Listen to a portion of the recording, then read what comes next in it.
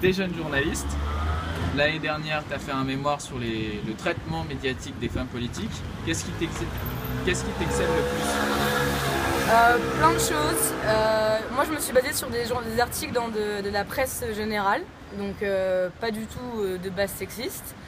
Et moi, ce qui m'horripile, c'est que alors que l'article est sur un sujet précis de ses réformes ou de ses mesures, ils vont forcément parler de son physique. Donc Fleur Pellerin, c'était Miss Louboutin, c'était une citasse, et à côté, dit-elle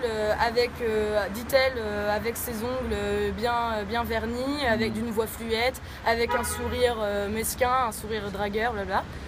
C'est quoi?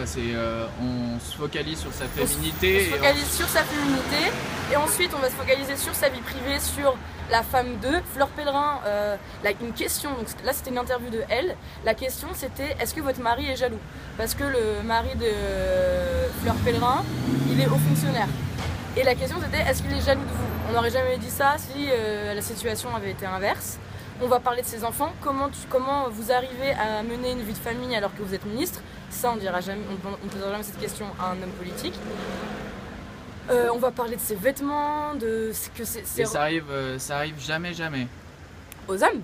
Ouais. Bah regarde la presse, non, ça n'arrive jamais.